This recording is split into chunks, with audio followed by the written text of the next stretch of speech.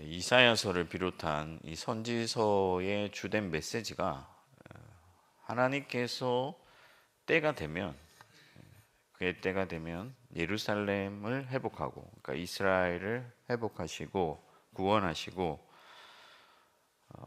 하나님의 길을 버리고 하나님을 대적하고 우상을 섬겼던 그런 열국들을 심판하실 것이다 라는 것이 이 선지서의 주된 메시지라고 하겠습니다. 그러니까 하나님의 때가 이르면, 여호와의 날이 되면은 하나님께서 택한 백성들은 회복하고 새롭게 되고 영광을 얻고, 그렇지만 하나님을 대적하고 인간의 길을 따랐던, 그러니까 하나님을 멸시했던 세상 사람들은 심판을 받게 된다는 것이 이 선지서의 메시지라고 하겠습니다. 오늘 우리가 읽은 말씀도 마찬가지입니다. 8절에 보면은 이것은 여호와께서 보복하시는 날이요 시온의 송사를 위하여 신원하시는 해라.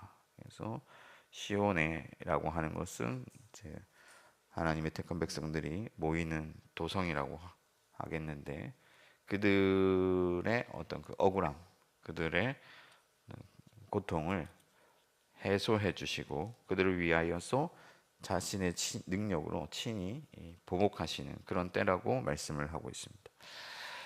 그때에는 오늘 본문 말씀처럼 에돔을 열국의 대표로 말씀하시면서 하나님께서 그 땅에 임할 심판에 대해서 말씀하고 있는데, 그때가 되면은 하나님을 대적하고 하나님을 버렸던 자들이 가졌던 모든 영광과 모든 소유가 다 재로 변하고 폐허가 되고 또 다 사라지게 된다, 그렇게 말씀을 하고 있습니다. 그런데 그 가만 보면요, 이사야서에도 그렇지만은 선지서에 이런 내용들이 계속 반복된단 말이죠. 다른 성경에도 이런 유사한 내용들이 계속해서 등장합니다. 선지서들을 보면은 유사한 패턴으로 계속 반복되고 있습니다.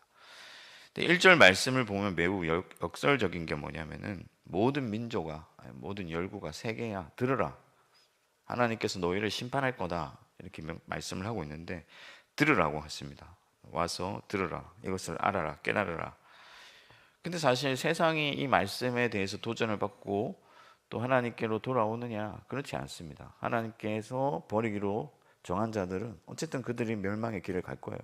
근데 하나님께서 왜 자꾸 들으라 하시냐면은 사실은 이 말씀이 알려지기를 원하신다 하는 거예요. 그러면 누구에게 이 말씀이 알려지기를 원하시느냐? 하나님의 백성들에게 이 말씀이 알려지기를 원하신다 하는 거죠. 그러면 하나님의 백성들은 심판당할 자들이 아닌데 왜 이러한 심판의 메시지를 우리에게 들려주시겠는가 하는 거예요. 그 말씀을 통해서 우리에게 기대하시는 바가 무엇인가 하는 거죠.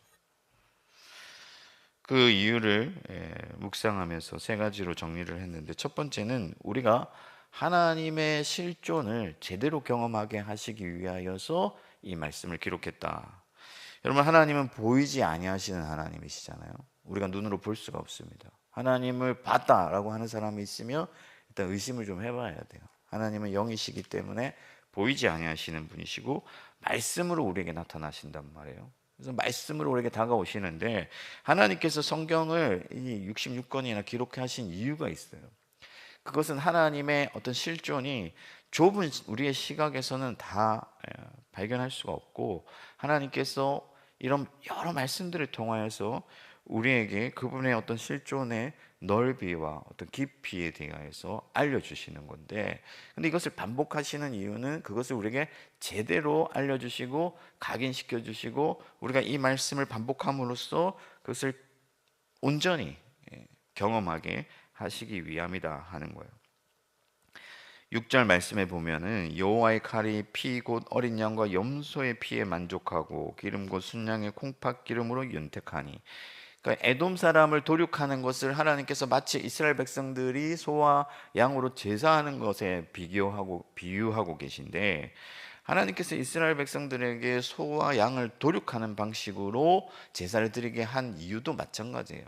하나님의 그 거룩하심, 하나님의 그 엄중하심을, 그분의 실존을 간접적으로 경험하게 하는 방식으로 굉장히 자극적인 어떤 시각과 미각을 사용하도록 하셨다 하는 거죠. 이러한 이 하나님의 놀라운 심판의 메시지를 반복하게 하시는 이유도 마찬가지다. 우리에게 하나님 그분의 어떠하심을, 그분의 실존을 제대로 깊이 바르게 온전히 경험하게 하시도록 이 말씀을 기록하셨다 하는 거예요. 살아가면서 우리가 계속해서 하나님의 실존을 잊어버리거든요. 망각하고 또 느끼지 못해요. 성령으로 충만해야 되는데 그렇지 못할 때 하나님을 잊어버리게 됩니다. 마치 하나님이 안 계신 것처럼, 없는 것처럼, 지금은 내 눈에 보이지 않기 때문에 하나님이 어디 멀리 계신 것처럼 생각하게 된단 말이죠. 근데 저희 아들이 컴퓨터 게임을 열심히 하는데 아빠가 있으면 그래도 좀 절제를 합니다. 근데 제가 뭐 사역이 있거나 바빠서 밖에 나가 있으면 약간 불안해요. 왜냐면 아빠가 없으니까, 아빠를 느끼지 못하기 때문에 자기 하고 싶은 대로 할 거라는 것을 제가 알기 때문이죠. 그런 것처럼 우리도 하나님이 계시지 않다는 것을 막연히, 하나님을 믿는다고 하지만 막연히 하나님의 실존을 인식하지 못하고 하나님은 멀리 계신 것처럼 느끼기 때문에 하나님이 기뻐하시는 대로 살아가지 못하고 내 뜻대로, 내 마음대로, 내가 하고 싶은 대로 살아갈 때가 많다 하는 거예요.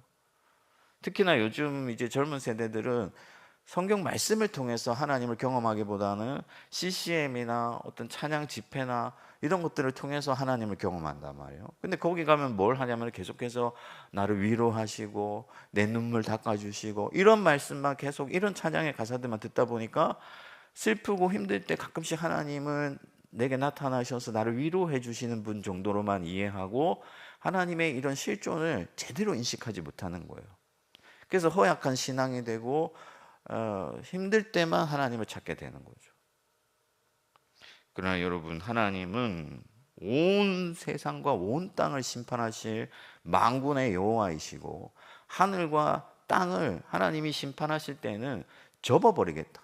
해와 별과 달들도 사라지고 하나님께서 행하실 그 심판은 우리가 생각하는 그런 정도의 어떤 심판이 아니고 우리의 생각을 뛰어넘는, 상상을 초월하는 그런 광대한 심판이 임할 거다 하는 거예요. 그때는 사람들은 지금 뭐 전쟁이나 이런 기근들을 통해서 경험하는 그 정도의 어떤 공포와 그 정도의 그런 두려움이 아니라 정말 상상하기 힘든 그런 공포에 휩싸이게 된다 하는 것이죠. 그래서 우리가 늘 하나님의 말씀을 가까이 하는 것이 필요하다. 성경에 계속 자기 자신을 노출시켜야 돼. 한 부분만, 한 파트만이 아니라 하나님의 말씀을 꾸준히 접해야 된다 하는 거죠. 그래야 우리의 영적인 감각들이 생겨나고 살아나고 하나님의 실존을 경험하면서 하나님과 동행하는 삶을 살게 되는 것이다. 말씀을 멀리하게 되면 우리의 죄성이 우리의 믿음을 삼켜버리고 하나님의 실존을 잊어버리고 우리의 인생의 길, 인간들의 길을 따르게 되지만 말씀을 듣고 말씀을 읽고 말씀을 묵상하고 말씀을 가까이 하면서 하나님을 깊이 경험하면은 우리가 하나님의 길을 담대히 걸어가게 된다 하는 거예요. 하나님께서 여러분 이렇게 무서운 심판의 메시지를 계속 반복하시는 이유는 우리에게 겁을 주려고 하시는 게 아니에요. 너 까딱 잘못하면 너희 집안이나 너희 목숨이나 너희 건강이나 내가 날려버릴 거야, 이 말씀을 하시는 게 아니에요. 하나님이 얼마나 엄청난 분이신지, 하나님이 얼마나 크신 분이신지, 하나님이 얼마나 확실한 분이신지를 우리가 깨달아서 사소한 문제로 시시비비하며 미워하고 다투고 싸우고 그렇게 살아가는 것이 아니라 하나님의 거대한 그 구원의 계획에 참여하면서 오직 하나님을 믿고 신뢰하고 하나님의 영광을 위하여 살아가도록 우리에게 이 말씀을 주시는 것이다. 여러분, 이것을 믿으시고 하나님의 말씀을 통해서 살아계신 하나님과 깊이 동행하는 여러분들이 되기를 축복합니다. 두 번째는 뭐냐면은 하나님의 신원하심을 듣고 위로와 용기를 얻게 하시기 위함이다 하는 거예요. 하나님께서 이러한 철저히 파괴적인 심판의 메시지를 우리에게 알려주시는 것은 이 세상 사람들의 결말을 우리에게 미리 보여주심으로써, 경험하게 하심으로써 악한 세상 속에서 살아가는, 날마다 심령이 상하는 우리들을 위로하시기 위함이다 하는 거죠.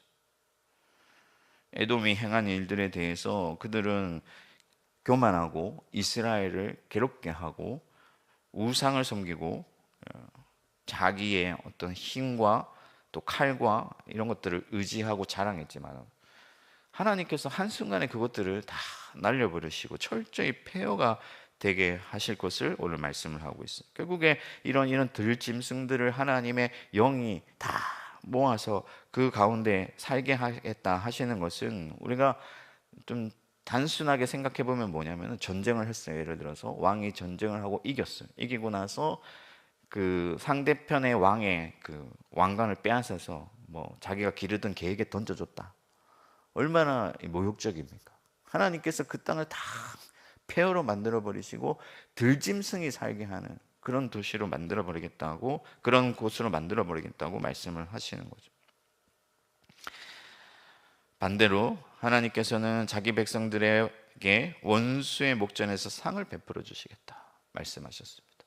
그러니까 하나님을 대적하고 멸시했던 자들은 모멸과 멸시와 어떤 그런 괴로움을 당하게 되겠지만은, 하나님을 따르고 사랑했던 백성들에게는 원수의 목전에서 상을 베풀어 주시는, 영광을 주시는 그런 날이 속히 온다 하는 것이죠. 이것이 우리의 위로다 하는 겁니다. 여러분, 우리가 하나님을 따라서 의의 길을 걸어가면서 이 세상에서 살아갈 때에 이 세상 사람들과 비교될 때가 많거든요. 자괴감이 생겨나죠. 세상의 사람들은 하나님을 예배하지도 아니하고 섬기지도 아니하고 하나님을 사랑하지도 아니하고 헌신하지도 아니하는데 잘 나가고 잘 먹고 잘 산단 말이에요. 제가 우리 아들이 어릴 때, 아기 때, 아빠들이 공원에 보면 아기들을 이렇게 앞에 자전거 태워서 밀고 가잖아요. 이게 밀고 가는 거. 근데 공원에 가면은 이제 그런 아빠들이 많은데 저는 그런 거 사줄 형편이 안 됐습니다. 그때 당시에. 근데 이제 어떤 성도님 중에 한 분이 그 집 앞에 그런 걸 두고 갔다. 우리 손주가 쓰던 건데 아직 버리기 아까워서 두고 갔다. 이런 메시지를 주신 거예요. 그래서 나가 보니까 진짜 뭐 그냥 버려야 되는 그런 상황이었어요. 그러니까 막 닦아도 먼지도 안 닦이고 여기저기 부서져 있는 그런 거였는데, 뭐 어쨌든 뭐 성도님이 주신 거니까 버리기도 그렇고 그래서 집 앞에 뒀는데, 우리 아들이 나갈 때마다 저걸 태워달라고 막 그렇게 하는 거예요. 그래서 그 아들을 계속 쫓으니까 제가 그 태워가지고 공원으로 나갔습니다. 그래서 뭐 거의 부셔지는 걸 이렇게 부셔지려고 하는 걸 밀고 나갔어요. 밀고 나갔는데 이제 그 공원의 주변의 아빠들은 그 원격으로 조정하는 거 있잖아요. 이런 거 차에 태워가지고 벤츠 뭐 이런 거 태워가지고 막 밀고 가는 거예요. 근데 저는 막 이게 곧 부서질 것 같은 걸 아들을 태워 밀고 가는데, 우리 아들은 뭐 아무것도 모르죠. 그냥 막 웃고 막 좋다고 이러는데, 아빠로서 굉장히 이제 자괴감 같은 게 드는 거죠. 그런데 여러분, 그런 순간들에도 불구하고 우리가 그리스도를 따르고 하나님을 섬기고 하나님의 길을 걸어가려고 할 때, 때로는 우리가 가난해질 수 있고 세상 사람들과 비교했을 때 가진 게 없고 초라해 보일 수 있지만은, 언젠가는 하나님의 크신 심판의 날이 임할 때, 그때는 전혀 다른 그런 일이 벌어지게 된다 하는 것이죠. 하나님을 섬기기보다 자기 욕심을 따르고 하나님을 예배하기보다 자기 명예와 자기 권력과 자기 영광과 자기 쾌락을 위하여 살아갔던 자들은 모든 것이 허망하다는 것을 깨닫고 두려움과 공포 속에 심판의 날을 맞이하게 되겠지만, 그리스도를 위하여서 버리고 비우고 낮은 길, 좁은 길을 걸어갔던 모든 자들은 하나님께서 그의 나라의 영광 중에 맞이해 주시고, 그들이 당했던 모든 수치와 괴로움과 슬픔과 아픔을 위로해 주시는 날이 온다 하는 거예요. 저와 여러분들이 그런 날을 기대하면서 살아가는 가운데 하나님께서 이 말씀을 통해서 반드시 그런 날이, 확실한 날이, 엄청난 날이 올 것이라는 것을 우리에게 말씀하심으로써 우리를 위로해 주시는 것이죠. 여러분, 어린아이가 고아원에 있어요. 예를 들어서. 그래서 학교를 가는데 친구들이 고아라고 막 괴롭히고 때리고 이런단 말이에요. 근데 어느 날 고아원으로 전화 한 통이 왔어요. 아빠가 아들을 찾으러 오겠다. 그리고 그때는 내가 아빠가 지금까지 네가 누리지 못한 모든 사랑들을 다 채워주고 너를 괴롭게 했던 모든 아이들을 내가 혼내주겠다. 여러분, 그러면은 얼마나 이게 그 아이에게 위로가 되겠어요. 그런 것처럼 이 악한 세상 속에서 우리만 이런 외로운 길을 걸어가는 것 같고, 우리만 이 좁고 협착한 길을 걸어가면서 환난을 당하는 것 같고 손해를 보는 것 같지만은, 하나님께서 반드시 신원하실 날이 온다는 것을 우리에게 반복하여 말씀하여 주심으로써 우리가 위로를 얻고 견디고 인내하게 하시도록 하신다는 말씀이죠. 저와 여러분들이 이 말씀을 통해서, 이 엄중한 심판의 메시지를 통해서 오늘 이 새벽에도 위로를 얻게 되기를 축복합니다. 마지막 세 번째는 하나님만을 경외하며 살도록 하기 위함이다라는 거죠. 결론을 분명하게 인식시켜 주심으로써 우리가 이 악한 세상 가운데서도 여전히 하나님의 의의 길을 따르게 하신다 하는 겁니다. 우리가 하나님의 방식을 따르고 하나님의 의를 따라 살아가려고 할 때 이것이 쉬운 일이 아니에요. 이것은 외로운 길이고, 이것은 때로는 손해를 보는 길이고, 이것은 때로는 미련한 길이에요. 세상 사람들이 다 바보 같다 하는 길이고, 그럼에도 불구하고 여러분, 우리가 이 길을 걸어갈 수 있는 이유는 무엇입니까? 남을 짓밟고 다른 사람들을 속이고 빼앗고 그렇게 살아갔던 사람들의 결말을 우리가 보기 때문이죠. 하나님께서 우리에게 확실히 그 결말이 어떠한지를 알려주셨다 하는 거예요. 제 여동생이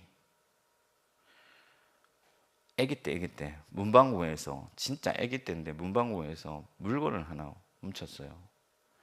근데 그걸 이제 알게 된, 그때 동네에 뭐 다 조그마니까 서로 사정 다 아니까 봐주죠. 뭐 지금처럼 뭐 경찰에 고발하고 이런 거 없습니다. 그런데도 불구하고 어머니가 아이를 산에다 두고 왔어요. 산에다가. 네가 이런 도둑질하고 이런 나쁜 짓 하면 결국에는 너는 버려지고 혼자고 우리 가족과 같이 살 수 없다. 보여주신 거예요.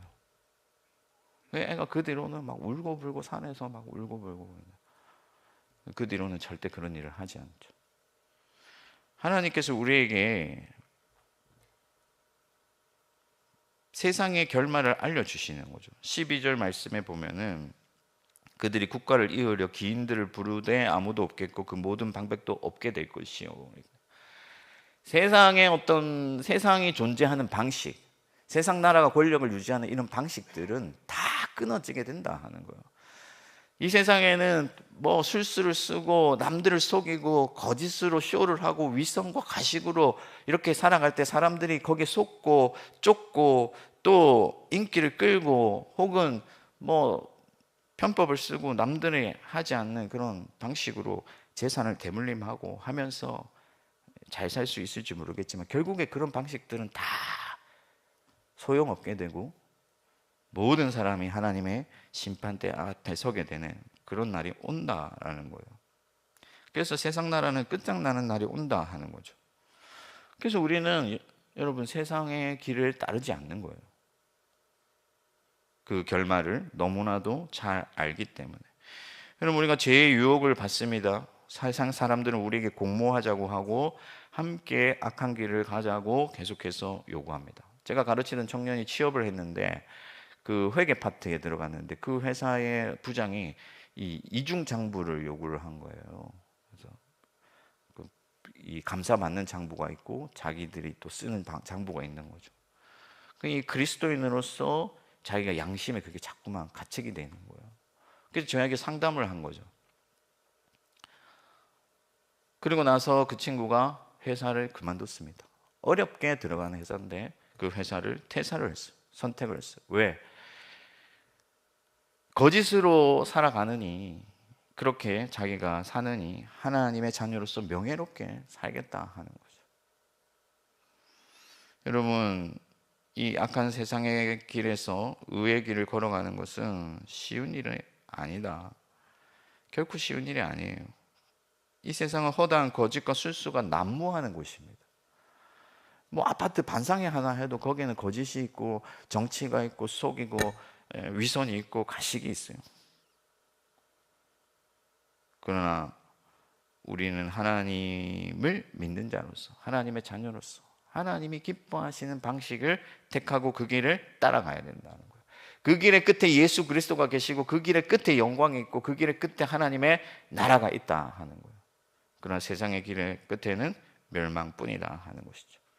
저와 여러분들이 이 사실을 굳게 믿고 오늘도 하나님의 길, 의의 길, 바른 길, 정직한 길, 선한 길을 따라가시기를 축복합니다. 말씀을 정리하겠습니다. 여러분, 하나님이 우리를 겁박하시려고 이런 심판의 메시지를 반복하는 것이 아니라 오히려 확실한 약속을 보여주심으로써 우리를 위로하고 우리를 믿게 하고 우리를 따르게 하시려고 한다 하는 거예요.